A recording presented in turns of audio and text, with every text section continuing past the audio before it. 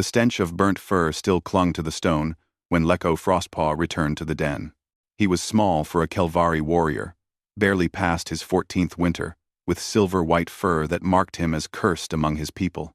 The other cubs had always kept their distance, whispering that frost-touched pelts brought death to the pack. But today, death had already come. The den entrance was scorched black.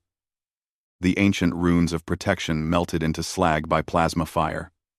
Leko's claws scraped against rock as he climbed through the wreckage, his breath coming in short gasps. The air tasted of ozone and something else, something metallic and wrong that made his hackles rise. He found her in the nursery chamber. Erin Bloodfang lay crumpled against the far wall, her crimson fur matted with burns and puncture wounds. The human hunter's weapon, a cruel thing of metal and light, still hummed nearby, discarded when its wielder had fled. But Erin had not fled. She had stood between the cubs and the invader, had fought with tooth and claw even as the plasma rounds tore through her flesh. The walls around her were painted in her blood. Dark streaks ran down the stone like accusatory fingers, marking the place where she had made her final stand. 3 cubs huddled behind her body, their eyes wide with terror, too young to even speak yet. Leko's vision blurred. His mentor, his teacher, the only warrior who had ever looked at his cursed pelt and seen potential instead of doom. "The hunter called us animals," whispered Tiska, emerging from the shadows. She was older than Leko by 2 seasons, her black fur streaked with ash. "He said we were vermin, infesting human territory. He said we had no right to the stars." Other cubs began appearing from the deeper tunnels where Arin had hidden them. 12 in all, the last of the Frostmoon Den, after the human colonization fleet had claimed their world 3 cycles ago. They gathered around their fallen protector in silence, their ears flat against their skulls. Leko knelt beside Arin's body. Her eyes were still open, still fierce even in death. He closed them gently with one paw, feeling the weight of her sacrifice settle onto his young shoulders like a physical burden. "We should run," said Mikros, the smallest cub. His voice trembled. "The hunter will come back with others. They always do." "No." Leko's voice came out harder than he intended. He rose to his feet, his silver fur catching the dim light filtering through the ruined entrance. "We don't run anymore." Tiska's ears perked up. "What are you saying? Look at these walls." Leko gestured to the bloodstains, to the evidence of Arin's courage. "She drew a line right here, in this chamber, and told that human, this far and no further." She died defending it.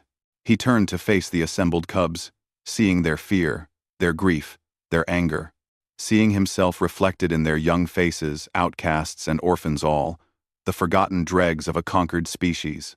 "The humans think we're animals," Leko continued, his voice growing stronger. "They think we'll scatter when they hunt us.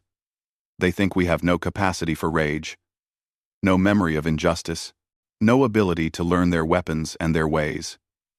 He picked up the discarded plasma rifle, its human-sized grip awkward in his smaller paws. "They're wrong." Tiska stepped forward. "You want to fight them? We're cubs, Leko. We barely know how to hunt grounders, let alone." Erin knew. Leko's eyes blazed. She studied them. She learned their language, their technology, their tactics. She taught me everything she discovered. Why do you think she chose me as her apprentice? Not despite my cursed fur because of it. She said the old ways had failed us. She said we needed new hunters for this new world. He set the plasma rifle down carefully and moved to Arin's body, finding the data crystal she wore around her neck, the one she'd made him swear never to touch without permission. With trembling paws, he removed it. "She compiled everything here," Leko said, holding up the crystal. "Human weaknesses, tactical assessments, weapons specifications, supply routes. She was preparing for a war the elders refused to acknowledge." His voice cracked. "She knew they'd come for us eventually. She tried to warn them. Reasoned. Alice. Won them. Alice." The cubs exchanged glances. Mikros crept closer, his fear warring with something else, a spark of desperate hope. "What do we do?" Tiska asked quietly. Leko looked at the blood on the walls, at Arin's sacrifice written in crimson across ancient stone. He thought of the hunter who had violated their sanctuary, who had murdered their protector and called it pest control. He thought of the thousands of Kelvari scattered across the colony world, hiding in caves and ruins, slowly dying out as humanity expanded. "We honor her," he said finally. "We make this blood mean something. No hunter breached this line while she lived. No hunter will ever breach it again." He met each cub's eyes in turn. "We learn what she wanted to teach us. We become what she trained us to be. Not animals. Not vermin. Soldiers." "They'll kill us," Mikros whispered. "They're killing us anyway." Leko's jaw set. "At least this way, we die standing. At least this way, we die as warriors." Tiska was the first to step forward, placing her paw over Leko's. One by one, the other cubs joined them, their small paws stacking together over Arin's blood-stained fur. They spoke the oath in trembling voices, their words echoing through the den. "No hunter crosses this line. No hunter crosses this line. No hunter crosses this line." Leko activated the data crystal, and Arin's voice filled the chamber, calm, professional, teaching even in death.